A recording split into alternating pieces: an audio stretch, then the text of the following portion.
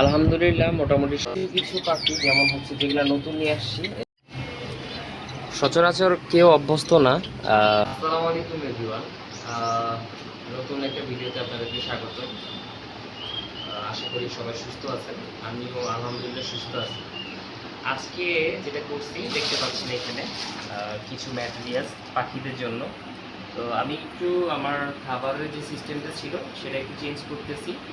কারণ হচ্ছে যে খাবারটা আমি এখানে দিতাম সেটা রেগুলারই হচ্ছে ফ্যান দিয়ে পরিষ্কার করতে হতো, প্রতিদিন না হলেও একদিন পর পর। আমি ট্রাই করতাম প্রতিদিনই, তো প্রতিদিন সম্ভব হচ্ছিল না, খুবই কষ্ট হচ্ছিল।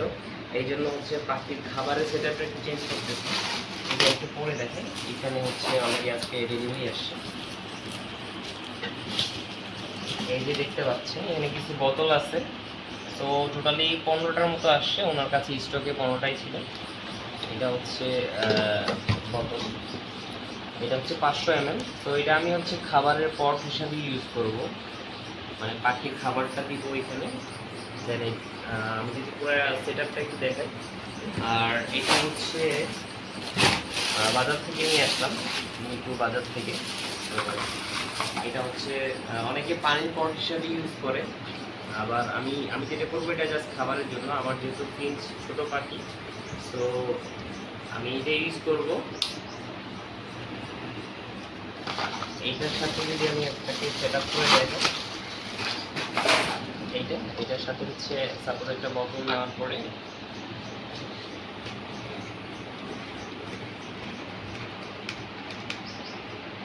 এইভাবে সেট আপ করে দিব। তো এটা যদি আমি রেখে দিই তাহলে পাখি হচ্ছে সাইড থেকে নিয়ে নিয়ে খেতে পারবে, আর এখানে কোনো খোসা জমবে না। তো খোসা না যাওয়ার কারণে আমি হচ্ছে রেগুলার আমাকে পরিষ্কার করতে হবে না, ওরা যখন নিবে তখন খাবারটা বাইরে নিয়ে খাবে। তো প্রতিদিন যদি মানে পরিষ্কার করতে হয় তখন অনেক চ্যালেঞ্জ ফেস করতে হয়, কোনো সময় অফিসের কাজ থাকে, বিজি থাকি, তো এটা পসিবল হয়ে ওঠে না। যার জন্য হচ্ছে এই জিনিসটা নেওয়া।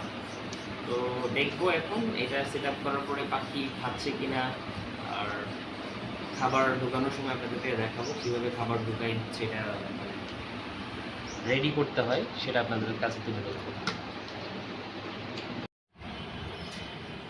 অলরেডি সিড মিক্স ডান, মানে মিক্স করা ডান।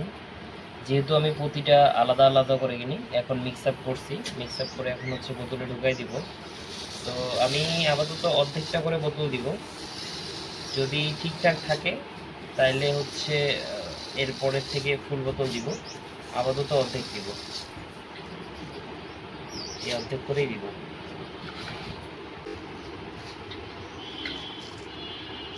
অর্ধেক করেই দিচ্ছি, এটা তো অর্ধেক। তো প্রতিটাই অ্যাভারেজ করতেছি যে বেশি যেন না হয়।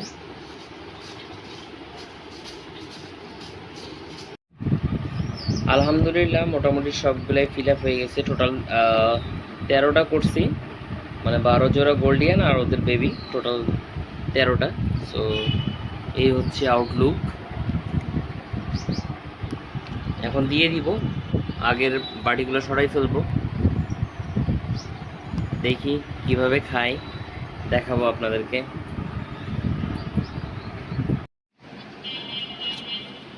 অলরেডি মানে আগের খাবারগুলো বের করতেছি, আগে বাটিতে থাকতো, বাটিটা অনেক হ্যাসেল, প্রত্যেক দিন খাবার পরিষ্কার করতে হতো কারণ খোসা জমে যেত। তো এই জন্য এটা বের করে ফেলতেছি।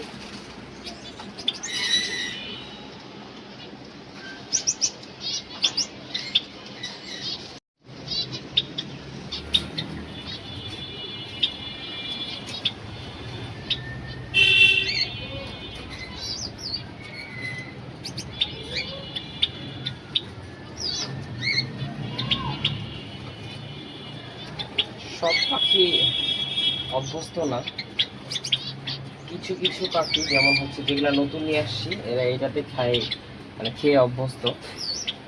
আর বাকিগুলা জানি না এখন পর্যন্ত, দেখি কি করে।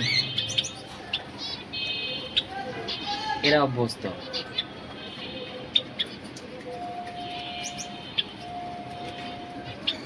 নতুন দেখতেছে, ভয় পাচ্ছে। দেখি সবগুলা দিয়ে আপনাদেরকে দেখাচ্ছি। সচরাচর কেউ অভ্যস্ত না এই খাবারের পট দেখে, এর আগে যে পটটা ছিল এখানে শুধু 2 পেয়ার একটু মানে এটা দেখছে, একটা হচ্ছে এই যে গ্রে হেড যেটা এটা, আর উপরে হচ্ছে ব্ল্যাক হেড বা হোয়াইট হেড যেটা আর কি। আম, অনেকে ব্ল্যাক হেড বলে, বাট আমার কাছে হোয়াইটের মতোই লাগে। সো এই 2 পেয়ার হচ্ছে অভ্যস্ত, এরা এটাতে খাইছে। আর বাকিগুলা এখনো মানে দেখেই নাই কখনো। সো সবাই ভয় পাইছে, নিচে নামতে যাচ্ছে না, উপরেই আছে সবাই, এই যে উপরে ঝুলতেছে।